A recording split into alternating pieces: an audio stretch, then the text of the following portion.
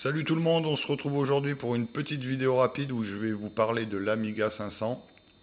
Alors en fait, comme j'avais expliqué déjà, je ne sais plus dans quelle vidéo, Hyperspin c'est bien sur la Shield. Le seul regret que j'ai ou que j'avais, c'est qu'il y a pas mal d'émulateurs, notamment tout ce qui concerne les ordinateurs, Atari 520 ST par exemple et Amiga 500. Bien, pour lequel il existe des émulateurs sur la Shield, mais impossible de lancer les jeux directement depuis Hyperspin. Donc c'est un peu bête, puisque ça enlève pas mal d'intérêt à Hyperspin dans ces cas-là. Et puis l'autre fois, en traînant un petit peu sur le net et sur certains forums, j'ai vu qu'effectivement, il y avait une solution, au moins pour l'Amiga 500 déjà, de pouvoir lancer directement les jeux depuis Hyperspin. Donc j'ai testé et c'est cool parce que ça fonctionne. Alors le principe c'est un petit peu compliqué par contre, puisque en fait on utilise donc le core PUAE de RetroArch, qui est un core pour émuler l'Amiga 500, mais le core il est pété entre guillemets, c'est-à-dire que quand vous essayez de lancer un jeu directement depuis RetroArch avec le core, ça ne fonctionne pas. Et il y a une personne qui a proposé une solution, en fait, tout simplement. Alors, c'est beaucoup de travail, mais en créant pour chaque jeu un petit fichier annexe qui va permettre, en fait, de faire comprendre à RetroArch et surtout à PUAE quel jeu il faut lancer et de le lancer directement. Donc, en gros, je vais vous montrer rapidement, mais il suffit de créer un dossier dans lequel on va mettre les jeux de l'Amiga 500. Donc on va aller sur le dossier que j'ai créé. Voilà. Vous voyez ici j'ai créé un dossier Amiga. Alors ça je l'ai mis, pour l'instant en tout cas je l'ai mis dans la mémoire interne de la Shield. Je ne sais pas si ça peut fonctionner en mettant le dossier Amiga sur un disque dur ou sur un NAS ou tout du moins sur un support externe. Mais bon en même temps c'est pas super grave parce que les jeux Amiga ça pèse vraiment rien. Donc voilà, ça peut très bien être mis dans la mémoire interne de la Shield. C'est pas ça qui va vous prendre toute la mémoire interne. Si comme moi vous avez une 16 Go, bon si vous avez une 500 de toute façon voilà, pas de souci. Donc à l'intérieur de ce dossier en fait on va retrouver dans un dossier ici les ROM au format ADF qui est le format souvent utilisé pour les ROM de l'Amiga 500. Donc vous voyez par exemple là on a la ROM AirType et en fait il va falloir créer pour cette ROM là un dossier en format UAE qui est le fichier qui en fait va être interprété par l'émulateur et qui va comprendre qu'il faut lancer AirType. Donc bon du coup, évidemment il y a un gros travail de préparation puisqu'il va falloir que pour chaque jeu, là vous voyez j'ai mis que 3 jeux pour l'instant, ça c'était pour faire les tests, mais il va falloir que je crée pour chaque jeu un fichier. Donc bon on fait un copier-coller mais il y a quand même des choses à modifier à l'intérieur du fichier. S'il y avait juste à le renommer, ça serait très simple. Donc si par exemple ici, je vais vous montrer ce qu'il contient. Donc en fait, c'est un petit fichier. Voilà. Donc la première ligne, en fait, use GUI égale no, c'est tout simplement pour faire comprendre à l'émulateur de ne pas passer par l'interface de lancement. C'est une sorte de menu, en fait, où il fallait cliquer avec la souris sur load le jeu ou la disquette. Enfin voilà. Donc ça, déjà, ça disparaît. Bon, ensuite, il y a un certain nombre d'informations. On retrouve aussi des informations concernant le format de l'image qu'il a en 640 x 420. Et surtout, ce qui va nous intéresser, c'est les deux lignes du bas. Donc la première ligne, le Kickstart ROM, c'est simplement pour dire à l'émulateur où se trouve le BIOS, on va appeler ça le BIOS, mais pour se lancer, effectivement, l'Amiga 500 avait je cherche mes mots, mais avait un logiciel qui s'appelait le Kickstart. Donc là, c'est la version 3.1, en tout cas, c'est celle qui était conseillée. Et c'est surtout la dernière ligne qu'il va falloir pour chaque jeu changer. En fait, à la dernière ligne, on lui donne tout simplement le chemin d'où se trouve la ROM que l'on souhaite lancer.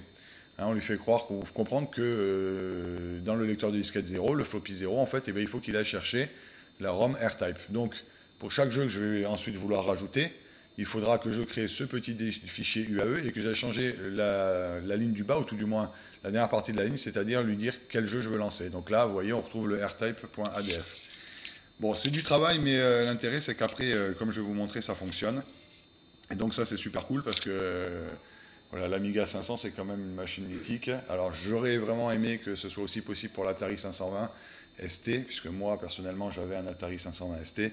Alors, on ne va pas relancer la guerre entre l'Atari et l'Amiga. De toute façon, l'intérêt, au moins, d'avoir l'Amiga, c'est que beaucoup de jeux qui, de toute façon, étaient présents sur l'Atari ont été présents aussi sur l'Amiga. Et souvent d'ailleurs avec des graphismes plus jolis, je dois le reconnaître aujourd'hui. Donc je vais quitter ça et vous montrer que ça fonctionne. Donc on va lancer Hyperspin.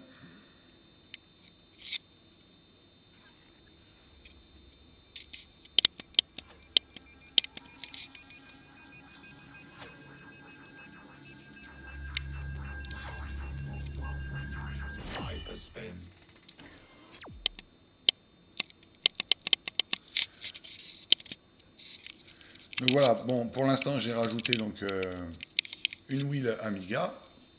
Alors je crois qu'il y a, là c'est le thème que j'avais trouvé, mais j'ai vu qu'il y en avait d'autres, j'en testerai d'autres, mais quoique celui-là je trouve quand même plutôt sympa. Et donc pour l'instant je n'ai mis que 3 jeux, donc R-Type et Rick Dangerous, voilà, ça va vous parler.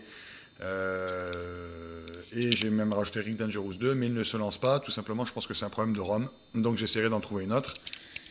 Enfin, il se lance, mais il ne fonctionne pas. Donc, on va commencer juste avec R-Type pour que je vous montre. Donc, effectivement, l'intérêt, voilà, c'est que là, on est sur Hyperspin, et comme sur n'importe quelle wheel, il me suffit de cliquer, et le jeu va se lancer. Alors, les temps de chargement sont un peu longs. Hein, les disquettes, c'était pas ce qu'il y avait de plus rapide de toute façon à l'époque. Il y a un moyen de changer le format de la ROM pour faire comme si elle tournait sur un disque dur, et donc les temps de chargement sont plus rapides. On s'y attaquera plus tard, hein. Pour l'instant déjà bien content que ça fonctionne. Donc là vous voyez c'est en train de charger, donc voilà, ça met un petit peu de temps. Voilà. Alors ensuite, l'intérêt aussi c'est que l'émulateur est plutôt bien fait, puisqu'on on peut faire pas mal de choses uniquement avec la manette. Alors si vous appuyez sur Start, vous faites remonter un clavier. Voilà, donc ça déjà c'est pas mal, il vous suffit de vous déplacer et d'appuyer ensuite sur B pour cliquer sur, comme si on appuyait sur le clavier. Donc ça peut servir, vous allez le voir notamment pour Rick Dangerous. Et avec la flèche retour, en fait, on va pouvoir switcher entre le mode souris ou le mode joypad. Donc avec la gâchette qui est la gâchette L2, pardon, on peut savoir si on est en... Là, vous voyez, actuellement, on est en mode joystick, vous voyez, Joy. Et le MS correspond à... Alors, je n'ai pas trop compris à quoi ça servait. J'ai l'impression que c'est une sorte de numéro. Et en fait, ce que je sais, c'est qu'avec la touche R1, on peut passer de 3, 4, 5, vous voyez, ça bouge en bas. Donc, je le mets en 1. Donc là, on est en mode joystick, c'est ce qu'on veut de toute façon. Puisque là, on va jouer avec la manette, hein, bien sûr. Donc, je vais juste enlever l'affichage. Et là, il y a le bouton Fire, hein, qui avait un seul bouton sur les manettes qu'on utilisait sur l'Amiga 500. C'est le bouton B. Donc là, si j'appuie, vous voyez, le jeu se lance. Donc, je vais juste monter le son pour la musique, parce que la musique de l'Amiga 500, quand même...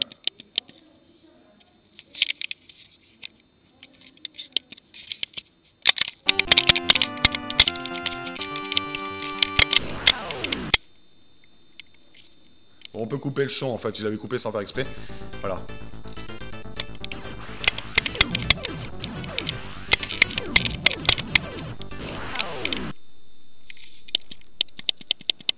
Bon, je suis pas bon, hein.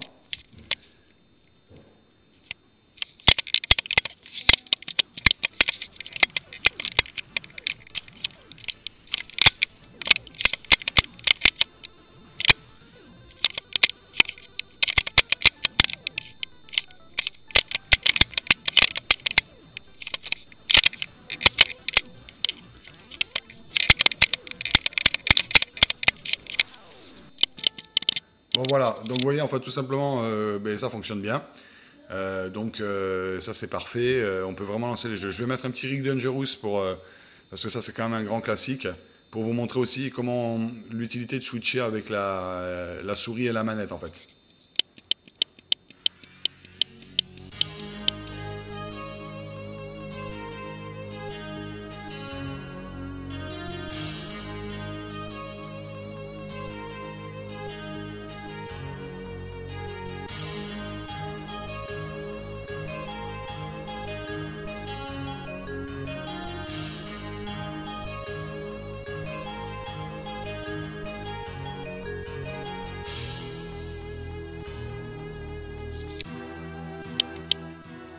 Voilà, je mettais juste un petit peu la musique parce que quand même la musique de l'Amiga 500 c'est vraiment génial. Alors pour quitter, c'est comme tous les autres jeux RetroArch, on appuie sur le sigle en haut de la manette, le sigle Nvidia, et on fait Quitte RetroArch. Et on se retrouve sur la wheel. Donc là maintenant je vais juste vous lancer Rick Dangerous pour vous expliquer le coup de la souris. Donc là on appuie sur B pour lancer, pardon, je me trompe évidemment. On lance le jeu. Voilà, si tout se passe bien, ça se lance. Donc vous voyez en fait là en bas de l'écran, ça vous indique le chargement, comme quoi c'est en train de charger. Alors voilà, c'était l'exemple concret, il y avait pas mal de jeux qui avaient été craqués en fait à l'époque, et les ROM qu'on trouve, c'est le cas. Donc là, si j'essaie de descendre avec la manette, il ne se passe rien. Parce qu'il faut que je passe en mode souris, pour qu'ils comprennent. Donc avec, excusez-moi, la touche L2, on fait apparaître pour savoir. Vous voyez, déjà je suis sur le joystick, un petit coup sur la flèche retour en haut de la manette, je passe en mode souris. Et là, si je descends, alors il faut imaginer que je crois que le bouton B, c'est comme si on appuyait sur la souris. Donc je garde le doigt appuyé sur le bouton D et je descends. Voilà, et hop, vous voyez, j'ai pu me déplacer dans le menu. Donc là, je dois pouvoir le passer en on, si je veux d'ailleurs, les vies illimitées. Et puis on va mettre voilà, on va mettre un bombe et no collision aussi, on va tricher. Et là je peux faire start game. Voilà, ici je rappuie un coup sur le bouton B, voilà, ça va se lancer. Maintenant il va falloir que je repasse en mode joystick. Et normalement, si tout se passe bien, on va pouvoir lancer le jeu. Enfin, on va pouvoir jouer.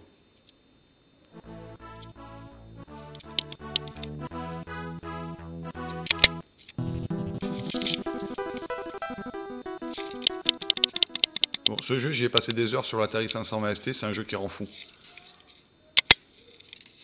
Enfin, tous ceux qui auront joué savent de quoi je parle.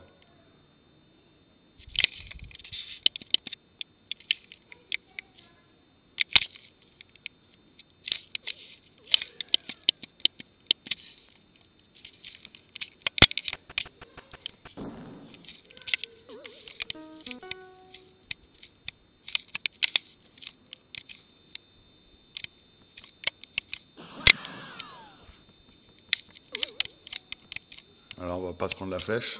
Hop.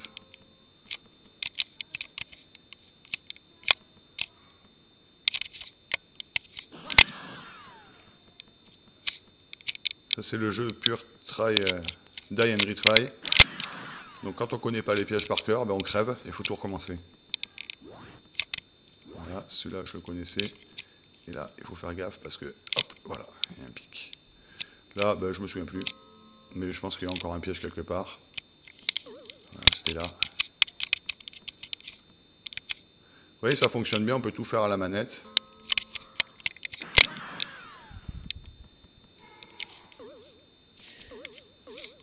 Et là, ça rappelle plein de souvenirs. Hop, voilà. Ah ben oui, je peux pas mourir de toute façon. Parce que j'ai mis les cheat codes. Ouais, mais bon, vous voyez, ça fonctionne. Donc, c'est génial. On peut rajouter l'Amiga 500 maintenant aux configurations, et c'est ce que je vais m'empresser de faire. Donc bon, on va y avoir du boulot parce que déjà il va falloir tester, parce que je sais qu'effectivement l'émulateur, bon, vous voyez ces deux jeux, il les émule bien, R-Type, il n'y a pas de souci, Rick Dangerous, pas de problème, mais on m'a signalé sur ma page Facebook, c'est Fab Attack qui m'a dit ça, et je sais qu'effectivement il avait testé pas mal d'émulateurs, notamment Android concernant Amiga 500, et qu'il y a quand même pas mal de jeux qui passent pas. Bon, on va voir. De toute façon, moi, je vais faire les tests.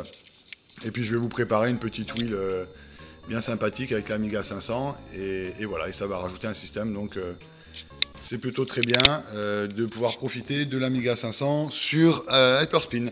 Voilà, je vous remercie. Je vous expliquerai un plus en détail comment on fait pour ceux qui veulent se lancer ou qui veulent essayer de faire eux-mêmes cette wheel. Mais en tout cas, sinon, je vais vous en préparer une. Et puis voilà, vous voyez, c'est pas très compliqué en soi, mais c'est surtout pas mal de boulot. Parce qu'il va falloir créer un fichier supplémentaire pour chaque jeu. Voilà, je vous remercie en tout cas d'avoir suivi la vidéo. Je vous souhaite un bon dimanche et à bientôt. Ciao tout le monde.